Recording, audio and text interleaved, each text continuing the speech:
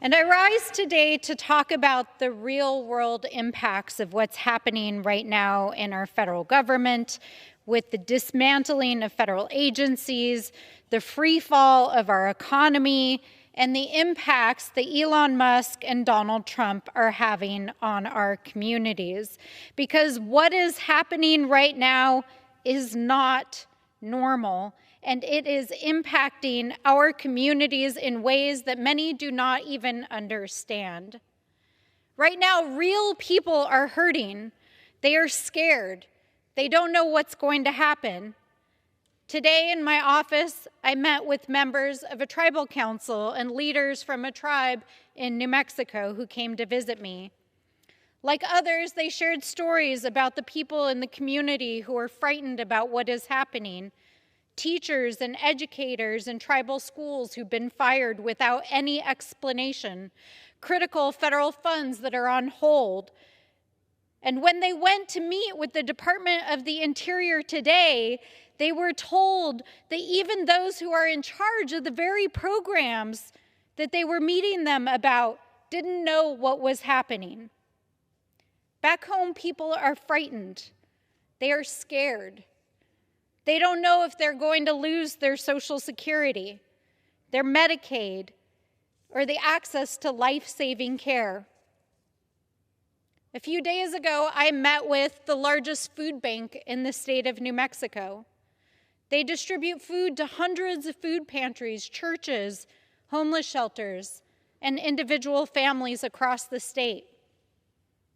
They told me that if the cuts to food assistance go through that Republicans are proposing in their budget framework, that the number of families, and especially our children and seniors who are currently facing food insecurity, will double.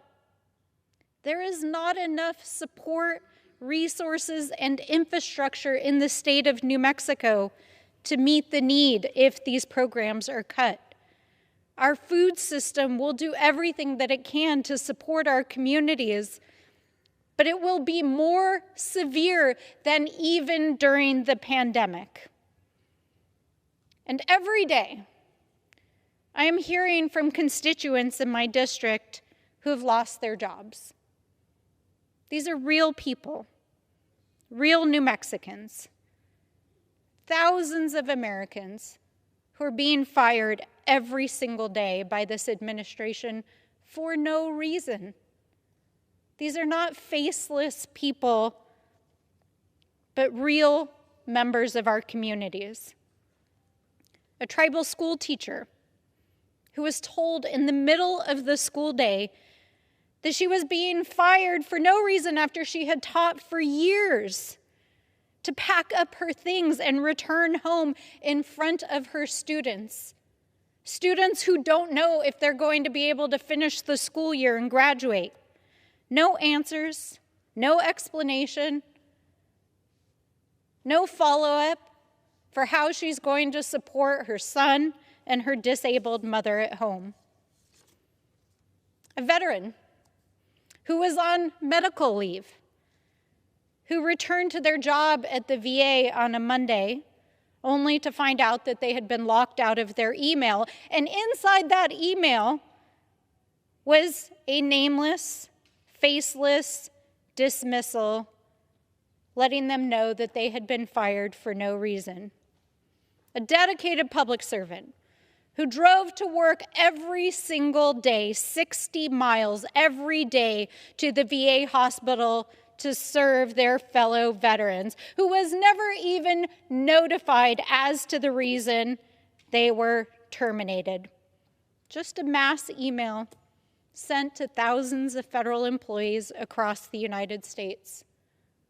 And just like the other veterans across my district who lost their jobs over the last several days, another veteran who served in the Army Reserves from 2001 to 2010, who also received that same nameless, faceless email from Elon Musk. A veteran who received an Army Achievement Medal, a Combat Action Badge, and other medals and achievements over the course of their service, who was fired with devastating impacts to their family, not only financially, but emotionally.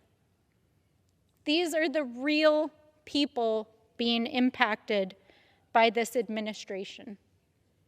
An administration that seems to have no regard whatsoever for the thousands of Americans who are literally losing their livelihoods every day as a result.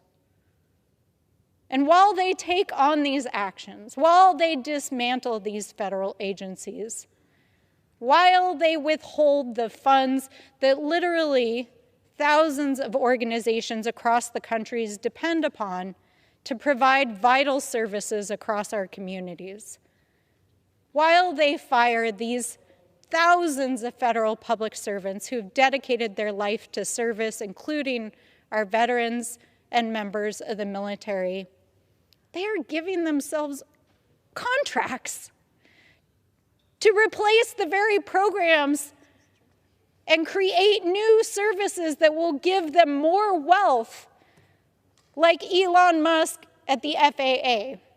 They're talking about monetizing HUD programs. That's right, voucher programs that our lowest income family members and members of our communities depend on. They want to turn it into a monetary program that makes private companies money.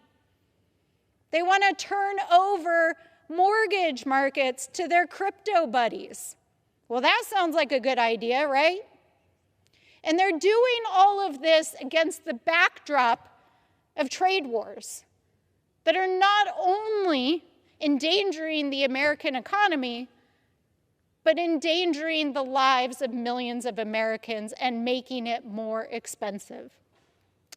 Now, the thing I ask myself is, what is the end goal of all of this? I mean, seriously, what is the end goal? Donald Trump campaigned for the last 2 years on lowering costs. He told the American people, if you elect me, I will make it cheaper and easier to live in America.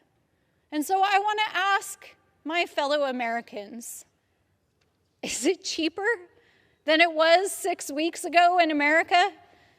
If you've been grocery shopping over the last several weeks, you are seeing that prices are higher than they have ever been. We're not just talking about the price of eggs and meat, it's everything. The price of housing, the price of groceries, the price of energy. Not only have prices not gone down, they've gone up. And now, because of these tariffs and trade wars, we know that everything is going to get exponentially more expensive. The raw materials that fuel American manufacturing and construction, more expensive. Produce and food, more expensive. Energy, more expensive. What are they doing? Why are they doing this? Why are my colleagues enabling this administration to harm the American people, enabling this administration to put harmful policies in place that are making not only more expensive for Americans, but tanking our economy? What is this all about? To what end? I ask my colleagues, honestly, Mr. Speaker, to what end is all of this? What is the point of hurting real Americans? These policies are not making life better for real Americans. It is really about stealing from the working people of this country to make the wealthier more wealthy. And if you need any more evidence of that, then all you have to do is look at the budget framework that they passed here in this chamber 2 weeks ago. Now, a couple of weeks ago when they passed this budget, they pretended like we're just trying to root out waste, fraud, and abuse. And we're going to take those savings and reinvest it into tax breaks and help the American people. But as has passed over the last couple of weeks, they're not even trying to hide it anymore. Over the weekend, Republicans were on a blitz across the news media saying that they were going to gut Medicaid. They're talking about it openly now. They're going to cut hundreds of millions of dollars from the basic programs that sustain Americans. Over the weekend, Elon Musk talked openly about gutting Social Security. This is their plan. And what are they going to do with all of that saving? Quote unquote savings? They're going to use it to give permanent tax breaks to billionaires. That's it. That is what all of this is in service to. Taking from the people who have spent their lives serving this country, proudly serving this nation, proudly working to put food on the table and a roof over their head for their families. And they're going to give that money to billionaires. That's what this is all about. It hurts my heart. My colleagues passed their budget resolution, their budget CR this afternoon, and the vast majority of them are on planes back to their districts, where they are not going to hold town halls. Their leadership told them not to, because they don't want to hear from the people who are unhappy and being hurt by these harms to our communities. So I have to ask my colleagues, why are you even here?